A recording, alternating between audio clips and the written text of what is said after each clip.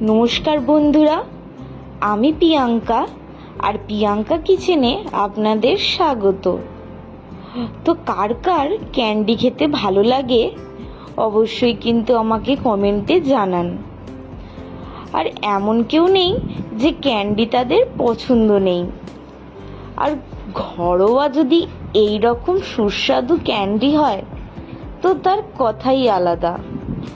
এখন যেমনি সবাই জানেন আমের সিজন, তো এই ক্যান্ডিটা সম্পূর্ণ কিন্তু আম দিয়ে বানানো আর একদম কিন্তু ঘরোয়া উপায়, বেশি খরচাও নেই। দেখে নাও বন্ধুরা, আমি এই ক্যান্ডি করার জন্য এমনি বড় বড় সাইজের আম নিয়ে নিয়েছি। তোমরা কিন্তু তোমাদের ইচ্ছে মতো আম নিতে পারো। এখানে কিন্তু আমি 4 থেকে 5টা আম বেছে নিয়েছিলাম বড় বড় দেখে। যেহেতু এখন আমের সিজন, তো বাজার থেকে আম প্রায়শই আনা হয়।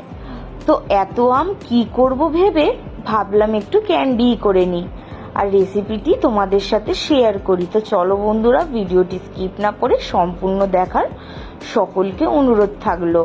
আমগুলোকে কিন্তু বেশি পাতলা পাতলা করে কাটবে না। আমগুলোর সাইজগুলো কিন্তু ঠিক এই রকমই রাখবে। রেখে গরম জলে ঠিক 2 মিনিট ফুটিয়ে নিতে হবে।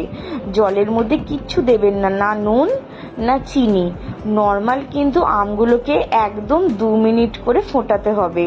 আর আমের সাইজ থাকবে একটু বড়, না হলে কিন্তু আম গলে যাবে।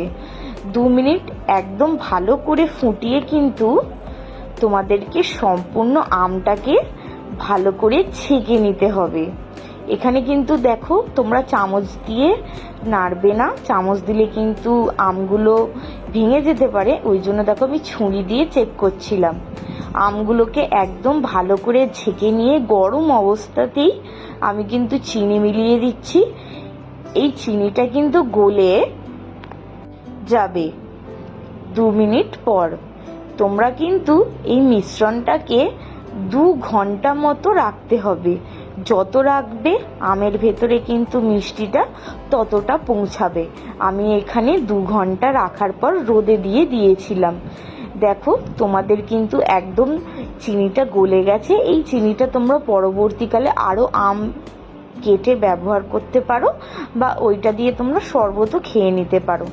একদম আমগুলোকে চিনির সিরাপ দিয়ে তুলে রোদে শুকুর দিয়েছিলাম। তোমাদের কিন্তু এই প্রসেসে রোদের তাপটা কিন্তু একটু বেশি চাই। তোমাদের এই রেসিপিটি হতে 2 থেকে 3 দিন সময় লাগে। রোদে কিন্তু তোমাদেরকে প্রায়শই 2 থেকে 3 দিন কড়া রোদে ফেলে রাখতে হবে।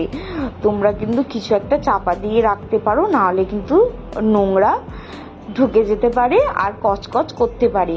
তো আমি বলবো একটা চুবড়ি বা নেটের কিছু একটা চাপা দিয়ে রাখবে। দেখো বন্ধুরা, কত কড়া রোদ। এই কড়া রোদের মধ্যেই কিন্তু এই ক্যান্ডিগুলো খুবই সুন্দর হয়। তো অবশ্যই কিন্তু বন্ধুরা তোমরা ঘরে ট্রাই করো, আর কেমন হয়েছে আমাকে কমেন্টে অবশ্য জানাবে। দেখো বন্ধুরা, একদিন পর কিন্তু এমনি দেখাচ্ছে, ভেতরটা কিন্তু কাঁচা কাঁচা আছে, বাইরেটা অল্প শুকিয়েছে। তো দেখে মনে হচ্ছে কিন্তু আর একদিন রোদ খাবে। আর একদিন রোদ খাবার পর দেখো বন্ধুরা, একদম শুকিয়ে গেছে আর দেখতেও কিন্তু অসাধারণ লাগছে। ব্যাস ওপর দিয়ে একটুখানি পাউডার সুগার মিশিয়ে দিলে একদম দোকানের মতো ক্যান্ডি ঘরেই তৈরি হয়ে যাবে। তো সকল বন্ধুদের বলবো, এটা তোমরা বাচ্চাদেরও দিতে পারো। খুবই হেলদি আর খেতেও কিন্তু দুর্দান্ত হয়। তো বন্ধুরা, আমার এই রেসিপিটি তোমাদের কেমন লেগেছে অবশ্যই কিন্তু আমাদের কমেন্টে জানাও। ভালো লাগলে চ্যানেলটি সাবস্ক্রাইব করে পাশে থাকবেন। Bye bye.